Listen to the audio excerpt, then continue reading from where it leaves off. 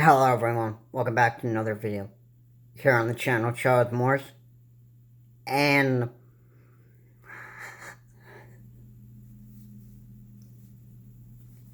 in this video there's going to be a discussion about what is going on in Europe right now. This happened to be the news for the 23rd of October. It was CBS News, and we're just going to I wanted to talk and share my opinion or reaction on this. So yeah. Anyway, before I get into today's video, I just want to say that go ahead and click that like and go ahead and hit that subscribe button, leave a like, and comment on the channel, Charles Morse. And without any further saying, with the introductory for this video, let's get into it. So, the news that has been announced by CBS Evening News has started out announcing that a U.S. senior official has denied Russia's claim that Ukraine, with the help from the West, has set off a radioactive dirty bomb in Ukraine's own, in one of Ukraine's cities. Now, this bomb was indeed a Russian bomb, and it did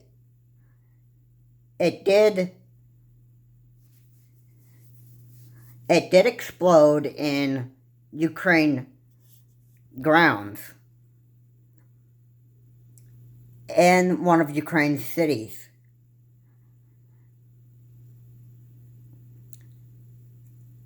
And so, Russia was the one that had the dirty bomb, according to what had been reported, and that Russia denies the claim that they are the one who has planted that radioactive dirty bomb that was being discussed in that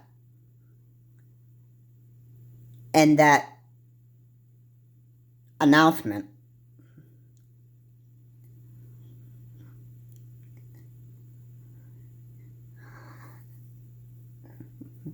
Now, there is an even bigger,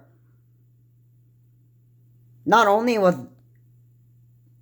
the dirty bomb by Russia reported to be going off in one of Ukraine's cities.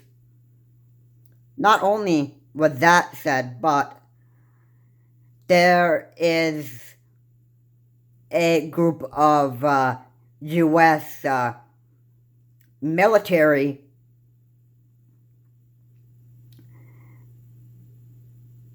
soldiers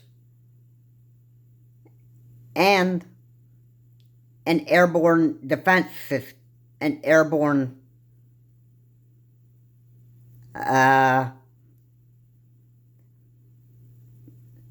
they call it the 101st Airborne Division. Now, there's also U.S. ground forces in Romania. This is just a few miles away from Ukraine's border. So what's going on right now is what is actually going on right now is the U.S. and NATO are practicing at least 2 weeks of nuclear drills. Because, let's be real here. The threat from Vladimir Putin is about to become pretty real. So, keep that in mind. The reason why the U.S. and NATO are practicing nuclear drills right now is because Russia has become a pretty big threat right now. Now, the U.S. also has a good way of keeping an eye on what's going on the battleground in Ukraine, between Ukraine and Russia. And the U.S. has ways of responding to any threat to any NATO ally. So, Vladimir Putin at this point has pretty much got himself backed against a wall. He is losing forces just about every day. Ukraine continues to dominate in this war, and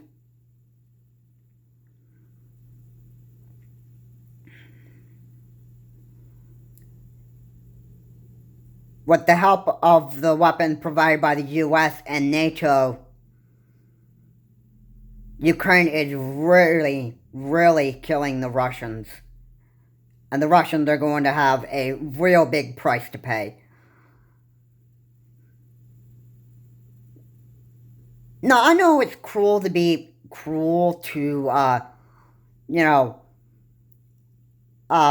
people of other countries, but, there's a price that every person has to pay when they actually want to be an absolute big threat to security and everyone's safety. So the Russians are pretty much going to have one big price to pay as in their consequence for, threatening the safety of the Ukraine people and possibly obeying the order given by Vladimir Putin himself that the Ukrainian people would be responsible for letting off those nukes. And they're going to have one big price to pay for being absolute terrorists. Now, this is the sad part. These new, fresh Russian troops that are being sent to go to war in Ukraine are being drafted by force by Vladimir Putin. And so, it's saying Vladimir Putin doesn't care who he sends to go out there and die at the hands of the Ukrainians. Vladimir Putin pretty much doesn't really care about his own people at all, yet he falsely claims that he wants to protect Russia. But yeah, it sounds pretty fishy to me. And so, new fresh Russian troops go out there, they fight in this Russian-Ukraine war, and what happens? They are killed at the hands of the Ukrainian army. There have been missile strikes in Ukraine. There has been Iranian drones. Drones that were given to Russia by Iran, which Iran denies that claim. And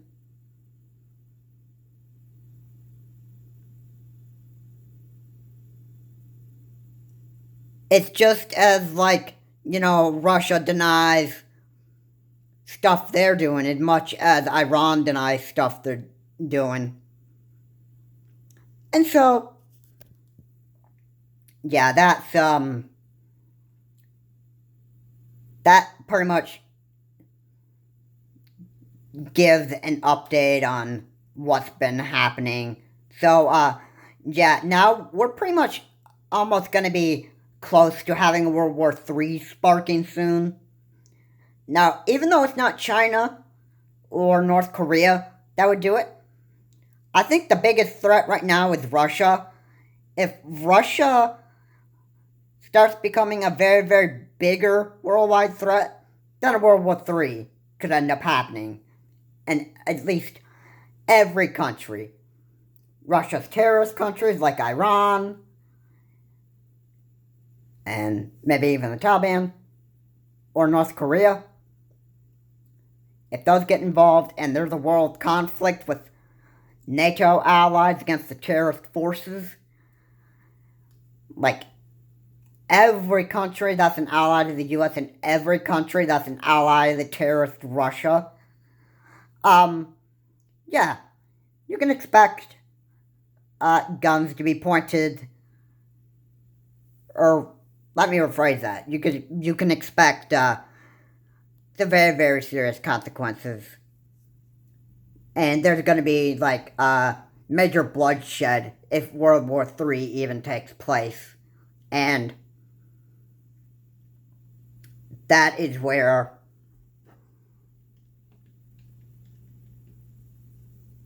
if there is a nuclear conflict that's going to unfold, where you have nuclear war between the U.S. allies and the terrorist forces, which is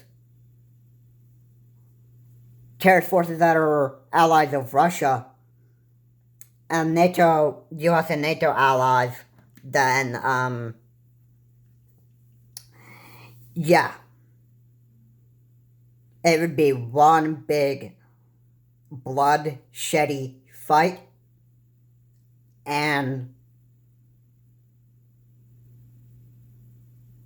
the U.S. has a strong military, and they are, right now, they are in Romania.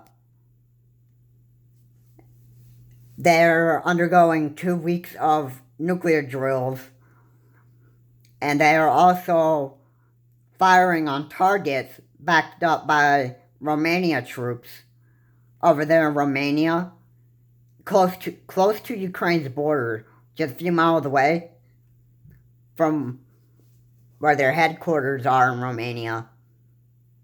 And if the U.S. has to get involved in this Ukraine war, which in the beginning Joe Biden didn't want to send U.S. troops to Ukraine to assist the Ukrainian people, otherwise a World War III would end up sparking, but there's no way eventually where they'll be able to resist a World War III. It's gonna happen. And if the U.S. steps foot in Ukraine and help and assist Ukraine as much as Iran would assist Russia, then that's what it'll be. This is Charles Morris. Have a good day. I will see you on my next video.